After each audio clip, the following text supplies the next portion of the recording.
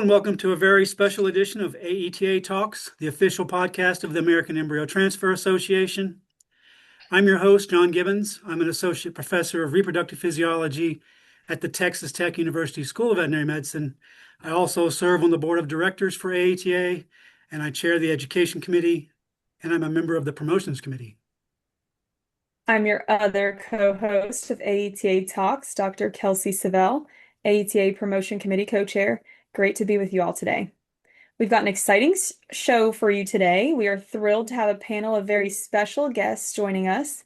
I'll let them introduce themselves, starting with Dr. Rory Navard. Good evening, everyone. Thanks, Kelsey. My name is Rory Navard. I'm a veterinarian here in Australia.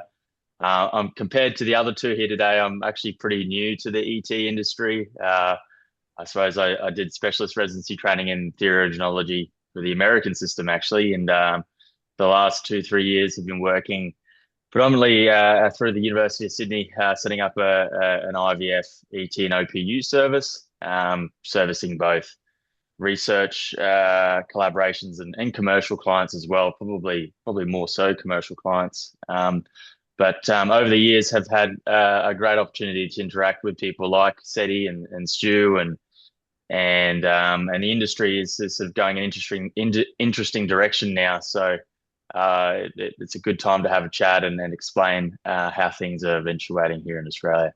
I'll pass over to SETI, I think it is now. Well, thank you, Rory, and thank you everyone for the opportunity to be here.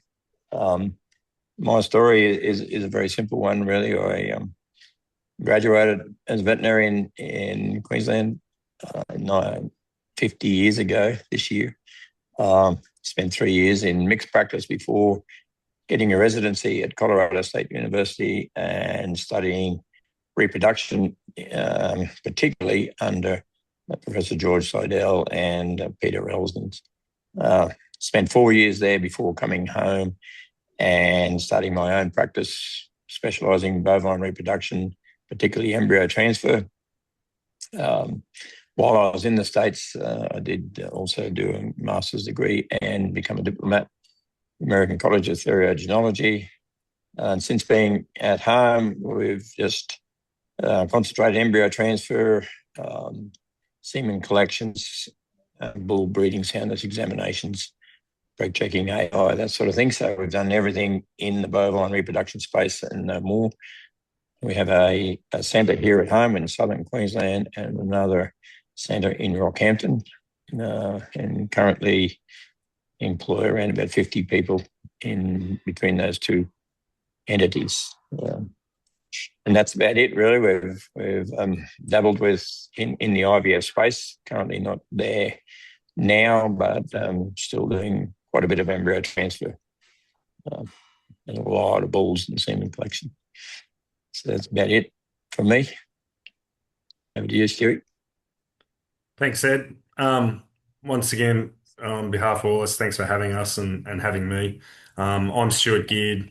I'm a veterinarian managing director of Holbrook Breeders Australia, or HBA as we is commonly referred to as, based in southern New South Wales on the east side of Australia.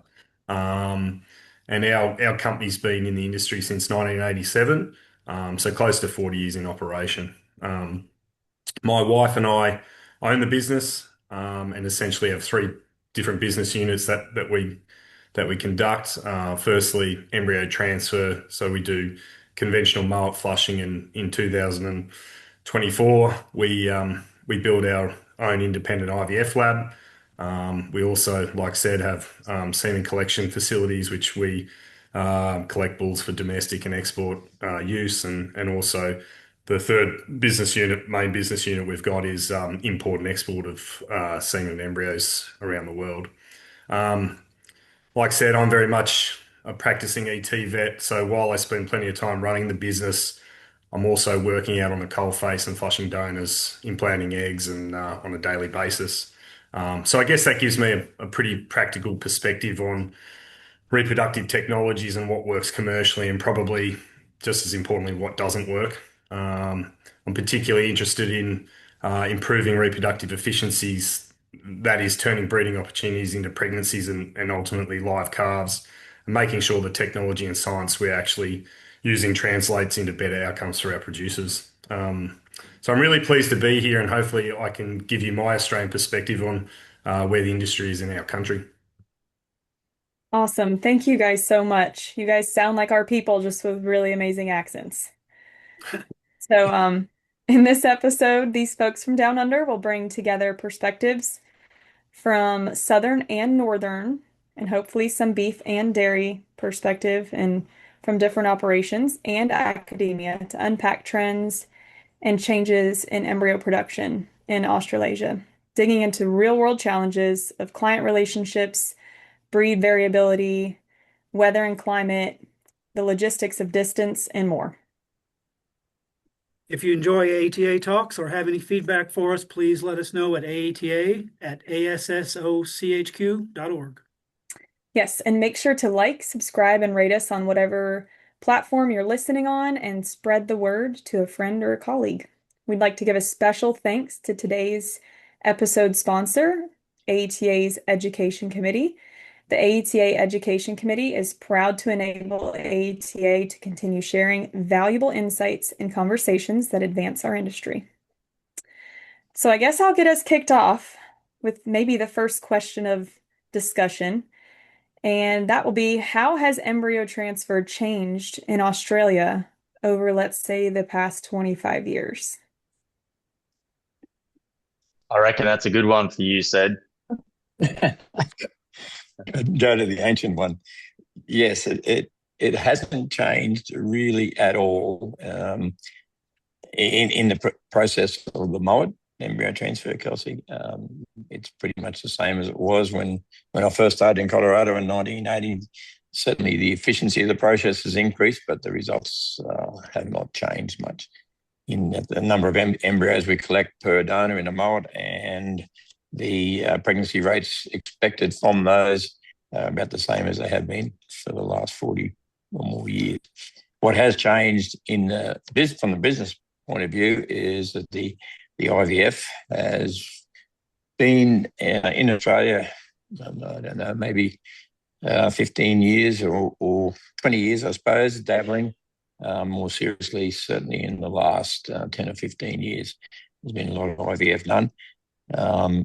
And this was in Australia, predominantly in the northern Australia, where we have a lot higher content of Bos Indicus cattle, Brahmins in particular, and the Brahmin crosses, I guess, where IVF works particularly well.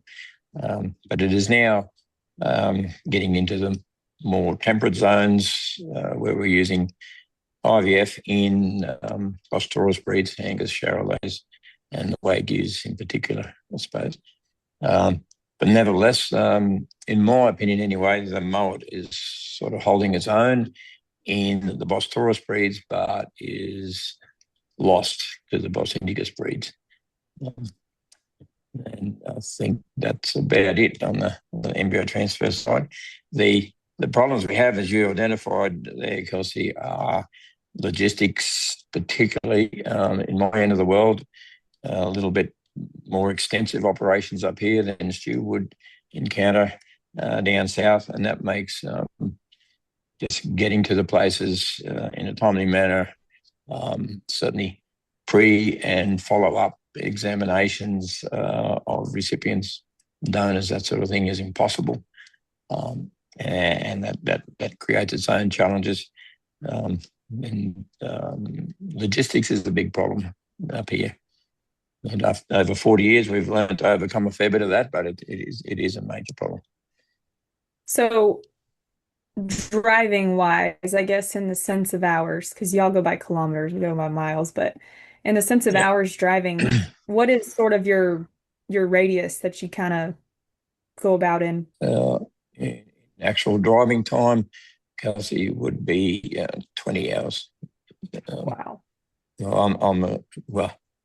I will be heading off here shortly to one of my bigger clients, I guess. That's up at Atherton Tablelands, and that'll take me a little over 20 hours driving to get there. Yeah.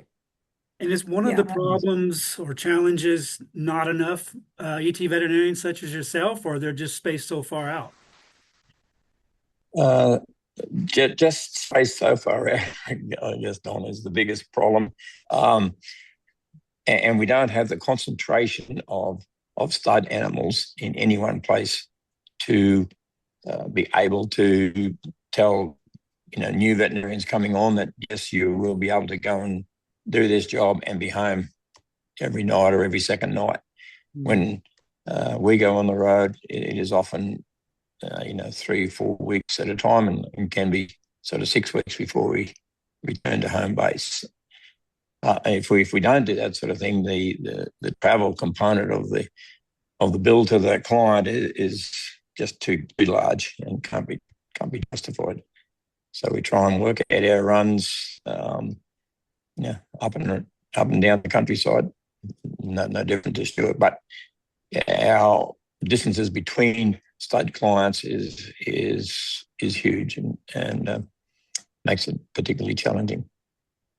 At the moment, all those they aren't in cows anyway. On the female side, is only viable in the stud industry. It is too expensive in the commercial world, with the possible exception of Wagyus, where their carcasses are quite valuable, and you can almost justify embryo transfer or IVF in Wagyus purely on a commercial basis, but in every other breed, it is confined to the stud animals.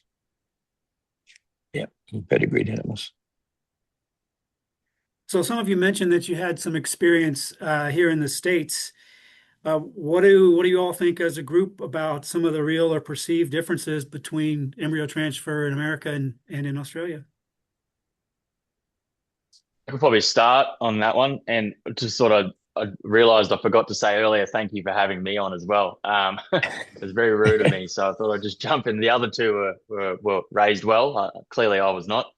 Um, So I just sort of I think the some of the key things, and said touched on, is Australia is significantly less populated in inland Australia as well. So the density, the size of the cattle herds, particularly from the beef perspective, is remarkably different. And just looking at the proportion of cattle that are on feed, so the fed and feedlots is significantly less, and cattle finished in Australia as well. So, and where I can probably provide perspective compared to Stu and said is that we have worked with some very large commercial dairy herds, particularly housed dairy herds, which are very rare in Australia. There's probably only one or two of these sort of, more than several thousand cows housed dairy herds in Australia. So from the sort of high intensity, high throughput fresh IVF and frozen IVF programs on farm, dedicated to a single dairy operation is rare. So I think that system, which is quite common in certainly parts of California and other parts of the US, certainly wouldn't be as commonly encountered in most of our pasture-based herds. So just agreeing with sort of said there that of the commercial work we do, certainly with beef clients, most of it would be to breed stud cattle and bulls. So certainly we don't necessarily have that the similarity from commercial dairy herd perspective. Yeah. Yeah, I can add a little bit to that, guys. I guess we've touched on the geography and the distance, with Australia versus America. I know they're both big countries. However, as said, touched on, there's just not enough probably ET vets out there doing the work. I guess another big thing when we're talking about IVF is the transportation networks that are available to us. So, you know, the US, we simply don't have the same density population, flights and freight connections that you guys do over there. So in the US, you got much more complex aviation and logistic networks connecting a large number of regional centers, whereas here, once we get into our major cattle producing regions, there might only be one or two flights from these regional centers per day, and sometimes there's no practical connection at all. So this becomes particularly important with IVF. We're not just moving people around the country, we're potentially trying to move oocytes and embryos where time matters. A missed flight or poor connection isn't just an inconvenience. It's potentially going to affect the biological outcome of what we're doing. So that's another important point with Australia versus the US. Um, yeah.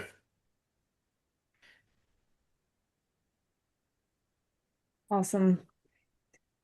Yeah, I was gonna ask, like, do you guys take the oocytes back to your labs yourselves, or are you guys hiring couriers, or do you guys have like a similar, like in the US, we have UPS or FedEx, or like, like you said, systems where big places are connected regionally at least. Do you guys rely on a lot of that, or are you guys doing a lot of that legwork yourselves? So I can probably speak on that a little bit. Our range for our OPU clients is probably about 1,300 kilometers. So I don't know what that is in miles, maybe just under 1,000 miles. So every 2 weeks we go 1,300 kilometers to a satellite center, and essentially we leave on a Monday. Pickup happens on a Tuesday.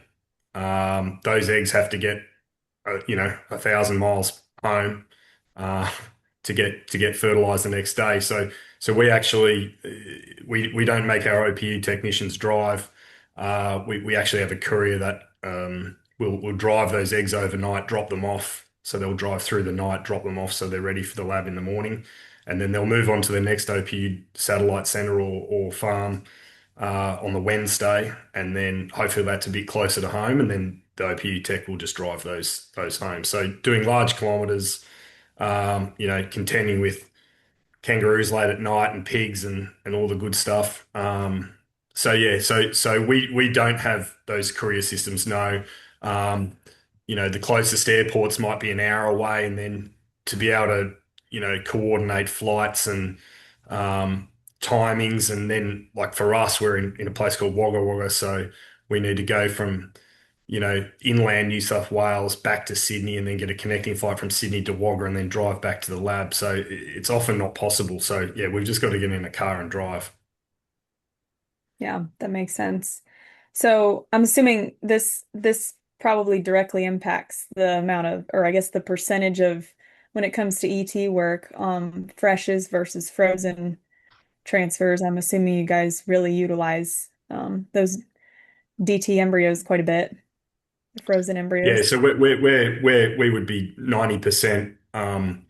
We'd be 90% frozen DT embryos from a logistics point of view. We do fresh embryos, but usually we only do it within 4 hours of the lab. So we've got that window of by the time the staff get up in the morning, um, put those embryos into straws, put them in the incubator. That can be a few hours, especially if there's a few of them. So they're in that incubator for a couple of hours, and you've got to drive 4 hours and then implant them. By the end of the day, these embryos could have been in the incubators for 8 or 10 hours. And, I just don't know if it's justified the benefit you get from fresh embryos doing it that way versus our IVF conception rates with frozen. So yeah, that we've got to contend with that. It's something, we'd all love to maybe have a little aeroplane, little Cessna or something and fly them around, but it's just probably not. Um, it's probably not affordable at this stage, yeah. Yeah, understood. Yeah, that's a good point, Kelsey. And I think talking about sort of producer and client attitudes is that certainly the embryos we make in our own lab as well. The clients are always trying to push to get a fresh program going. And like Stuart mentioned, the connecting flights can be a nightmare when you're trying to get that to happen. And because of the where the airports are situated, they're mostly coastal. So if you're trying to orchestrate getting fresh embryos to another state and then jumping in a car and then going an additional sort of several hours can be tricky. So sort of, I hate the term client education, but explaining to clients that what you may gain in the fresh IVF is you'll lose in logistics and yeah, certainly the frozen thawed DT embryo is the case, and that's another thing that we sort of was being talked about at the moment is the DT embryo in IVF in Australia is sort of still appearing to be quite unreliable in results. I think consistency has been at times tricky to achieve, and that would probably be the case for a lot of different companies. And certainly that may come into play with the different breeds we operate with. So the Brahmins, particularly the Boston-Icus content cattle, do struggle to make a nice, reliable DT embryo. So then trying to orchestrate staffing and help and again part of logistics there. If you're warming vitrified embryos in the field, that presents another challenge as well. So yeah, there are some tricky hurdles to get past here. Yeah. So aside from the logistics and the efficiencies of IVF, are there any other things that you could see on the horizon that you hope are coming or that you'd like to kind of shuffle along?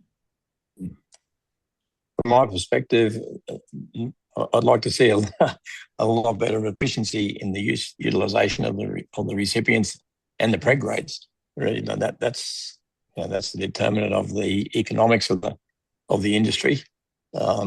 And whether we get to some sort of pre-selection of your recipients based on proteomics or something like that, I would like to see something in that order. Certainly, the advent of the fixed time ET programs that we've seen in the last 10 years has been a huge advantage to us versus the heat detected ones that we suffered with for 30 years. That certainly limited the amount of recipients that we could do at any one time, any one program. But if we can just increase that pregnancy rate by 10% by pre-selecting recips over and above the normal selection of, cows and calves, in my opinion, cows and calves and fertile cows from fertile herds and that sort of thing. If we can pre-select them, that would be a major plus for us. Just further to that, just a comment that I guess we know that the IVF produced DT frozen embryos are significantly less in conception rate versus our Moet embryos. I guess our producers just really want consistency, and whether it's an average of 40 to 50% with frozen IVF eggs and an average of 65 to 70 with our frozen Moet eggs, I guess all they're looking for is consistency and reliability in those results. So, I think, when I first started sort of 14 years ago doing this, and there was a few IVF companies around in the early days, 25% was a good result. But they'd often get zero and never really get 40 or 50. So I guess that consistency of just having a number that's consistently there, 40 to 50% with frozen DTs, I think our producers can cop that, and their expectation is that. So that's what we're striving for, just to have a consistent product that we can give them an expectation. Yeah, definitely helps for budget. Very, very true, Stu. The other thing, just thinking about that now, I think in the IVF space, particularly with the frozen IVFs that we're talking about, we need to reduce that loss from 30 or so day pregnancies through to calving. It's reported in the ICAR meeting in Japan just only 3 or 4 weeks ago that that loss was in the order of 20%. I don't think that we're not getting those results. That sort of a loss here. I don't know what you think, Stu, but I don't think we're getting that. But it is still a significant loss between early preg check and calving, and that really is a huge financial burden to cop, because those recips are often, by the time we diagnose that and we come back in with another preg check at 90 days or something, the opportunity for that cow to join the breeding herd and produce a calf that is saleable at the end of the year is lost. And certainly in the dairy industry, which I know nothing about, we're totally beef, but those lost days of milk add up to a lot of money. And so if we could reduce that pregnancy loss in IVF frozens particularly, would be a huge advantage. Yeah, I guess our system said we're trying to minimize the risk of a bad result or these losses. So we've sort of developed a system where we avoid certain things in our medias, especially serum. Um, we don't freeze day eight eggs, which I think, are probably responsible for a lot of those losses. And we might not get the egg numbers that some other people claim to get, but we certainly consistently what we're seeing around that 45 to 50% conception rate, and it will vary from as low as mid 30s to as high as mid 50s, high 50s. But one thing I've noticed with our stuff, the birth weights especially are consistently about 3 to 5 kilos heavier than our Moet calves. Gestational lengths are about 4 to 7 days longer.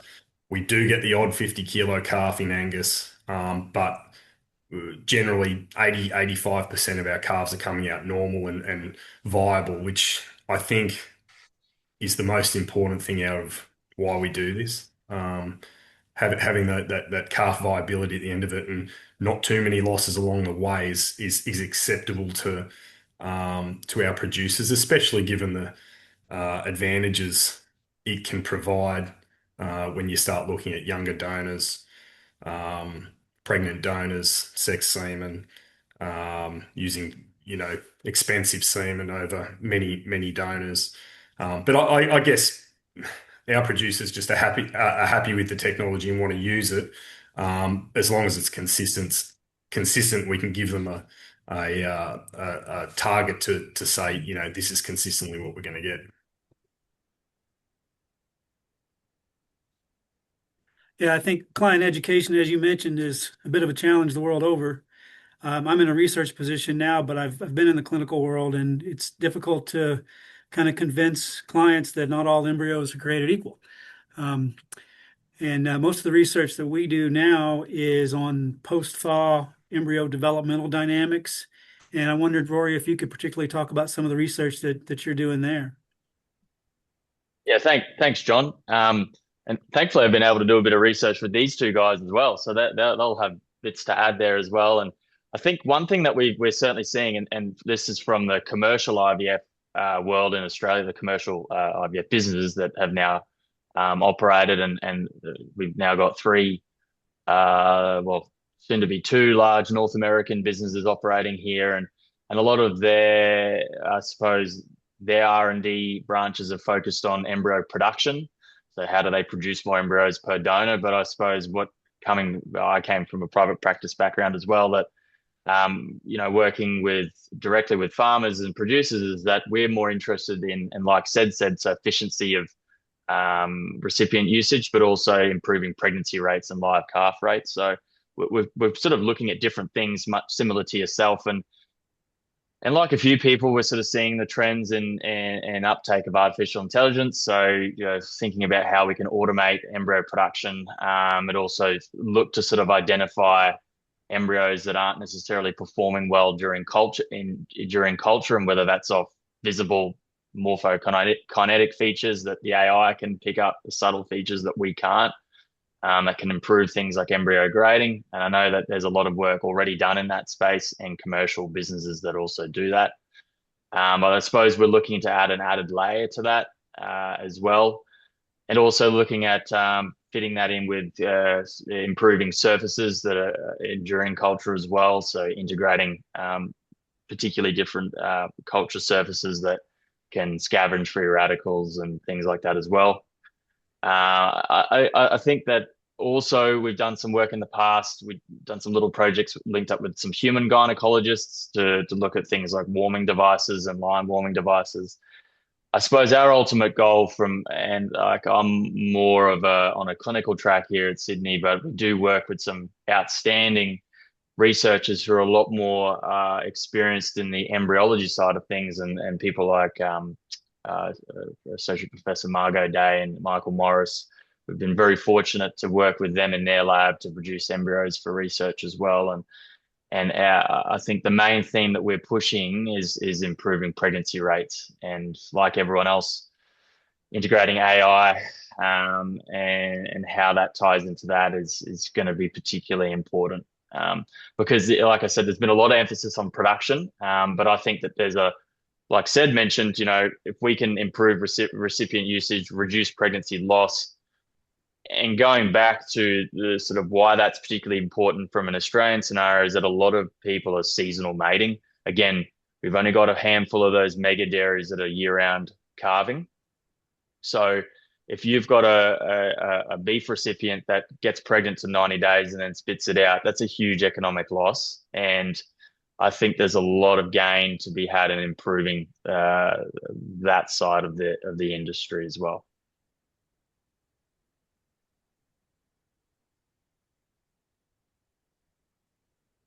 Thanks for that. So, what would you guys tell a vet or a producer just starting to explore embryo transfer, whether that be from the MOET side or the IVF side? I'd I I think I'd tell them don't get caught up in the technologies for just for technology's sake. Um, Start with what you're actually trying to achieve genetically and commercially. IVP is an incredibly powerful tool, but producing embryos isn't the objective. Producing valuable pregnancies and healthy calves is. Getting the fundamentals right, donor selection, nutrition, semen quality, recipient management, and the other thing is having good people around you that can do the job. Um, then use IVP to accelerate sound breeding programs rather than expecting it to fix a bad one. Um, I guess IVP can accelerate a good breeding program incredibly quickly, but it can also accelerate bad decisions incredibly quickly. And I guess I've got a saying that says that I've coined that rapid genetic gain can be rapid genetic failure as well. So just be careful of that. Those are wise words. Thank you Yeah. for that. Kelsey, my addition to Stu's comments would be, as a new veterinarian entering the business, that you'll need to have a lot of patience, in that it is not an easy thing to learn. It looks easy from the outside and it's easy to explain, but just to physically do it is challenging sometimes. And to start with small numbers because it is a physical job that takes a bit of getting job fit to be able to do reasonable numbers. But it's going to take you, in my opinion anyway, 2 or 3 years of pretty constant practice to become efficient and get good pregnancy rate. And if I can recall ancient history again, when I first come back to Australia from the US, if I was about the only one in Australia doing embryo transfer, and if I got a pregnancy, I was a hero. That does no longer apply. And so we get industry groups get together pretty regularly here, and they can quote the percentages pregnant, number of eggs flushed or got through IVF of every operator in the country, pretty quickly. And so word spreads. And so when you're a new graduate, you are behind the 8 ball in trying to get practice, because people aren't going to let you practice on their good calves. So you'll need patience and you'll need access to some cattle to practice on, I think. The other thing that I tell all the vet students that come with us is that really we are at the cutting edge of science, but at the end of the day, I think Stu and I and Rory would all agree that it is very much the same thing every day. We don't have a lot of variation. We're either flushing cows or doing pickups, and then we're transferring embryos. And so you have to have a real passion for the industry and the people that are in it to keep going. Otherwise, you may as well be in a car manufacturing plant. Just doing very repetitive work, really. Now, if you are interested in the industry and love the cattle people that are in the industry, then it's a great job. But it'll take patience to get there, to get your skills up, and then it is I find it a most rewarding job. But you don't want instant rewards. You won't get them. I appreciate that comment very much, said, and I do see that we teach an assisted reproductive techniques course here, and I do see when we move from the lecture hall to the barn, it opens a lot of people's eyes and perhaps humbles them a little bit, which is not a bad Yep. thing. And one of the other things that we try to stress is we talk about genetic gain being so important, but I'm not so sure where we know we are. We know where we are currently with genetics to know if we're making any of that gain. Very true, John. I heard a guy from the US, a fellow that I know quite well, PJ Budler. Him and I shared the stage at a conference here a little while ago, and he said we shouldn't ever be talking about genetic gain. We should always be talking about genetic change, because our endpoint seems to vary about every 20 years. We're chasing this, we're trying to get big, and then we're chasing small, trying to get small. So what is gain? The gain is trying to get to an endpoint, and that endpoint changes. So I think that's a very valid point. My philosophy for 40 years on that has been, mine is not to wonder why. Mine is just to multiply. So we've all stood behind cows that we think, why in the heck are these people bothering with this donor cow? And if they want to flush her, I'm happy to do it. So that's the deal. Yeah. And yeah, Sed's built quite a reputation for miniature Highlands, I've been told. Yes. So. Yes. I also quote an old friend, Roger Davis, from Davis Reardon in Canada, quite often, where he says, the best cow in the world is the one you're standing behind right now. And I think that's, you keep that in mind, that's a good thing too. Yeah. So when you have a day full of miniature Highlands, do you grab a stool or do you just have a leg day? It's a day where I think it's best for me to be in the lab, Kelsey. I'm trying to get other people to do that. No, that's not true. But somehow or other we seem to become the Scottish Highlands centre for our end of the world anyway. Yeah. They're not easy. Keeps the leg muscles strong, keeps the back strong. That's why it all breaks it. Particularly the miniature ones, they're proper horrible. Yeah. Anyway. So do any of you guys have any lasting comments or tidbits you'd like to add before we wrap up? Yeah, I could quickly touch on something. I think just going back to, I think it's a good opportune moment to discuss things in Australia, because we are that shift that's happened in North America with the rapid uptake in IVP is here now, and like we've sort of said, there's now we've got some very, very good existing Australian companies, but also some North American companies that have set up shop here as well, undoubtedly because they've seen market opportunity. But that's not to say, and I think this is an important thing to emphasize, that like I said, there's some existing companies that are doing a fantastic job. So I think the industry, and there is a lot of interest in an IVP as the means of embryo production.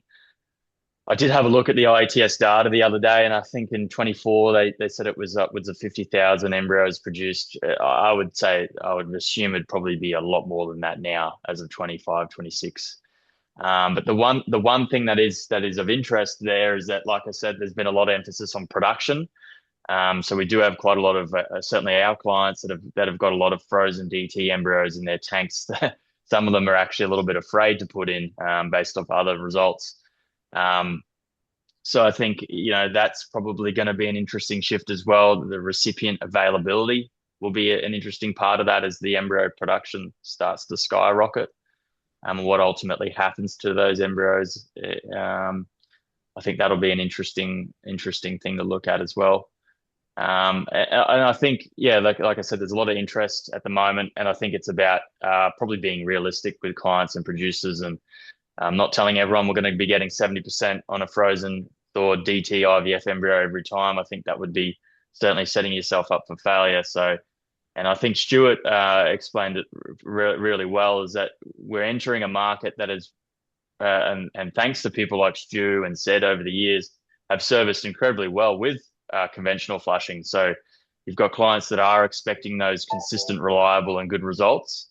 And I think explaining to people that in no ways is IVP going to be a replacement. I don't think. I think the two of them will probably operate in tandem, and explaining the pros and cons of both is going to be particularly important in that world. And I think that being able to service both will be particularly important. Certainly from my perspective, I've done a lot more OPU than I do conventional flushing. But having said that, I'd love to keep doing a bit of flushing. I think it's a hell of a lot more fun personally. So hopefully it doesn't disappear. But I think, yeah, that's certainly something to think about in the Australian context at the moment. Yeah, if I can make a further comment, Rory, great comments there, mate. I think conventional flushing also lends itself to palpation skills. I guess when you're OPUing, you're grabbing an ovary and not palpating the uterus at all. When you're conventionally flushing donors, you have to manually palpate the entire length of that horn, and you have to manipulate it in a way to get that catheter up there and in the right position correctly, and then you're feeling the tip for fluid and things like that. So that really lends itself to your palpation skills, which will then further, lend itself to transfer skills as well. And I guess, 70% of our work is still Mowat conventional flushing in our business. And often in the spring and in our busier times, we might be away for 3 or 4 weeks on the road doing Mowat flushing, and we can then service most clients, whether they got one donor or 25 donors to flush. And we just can't do that with OPU.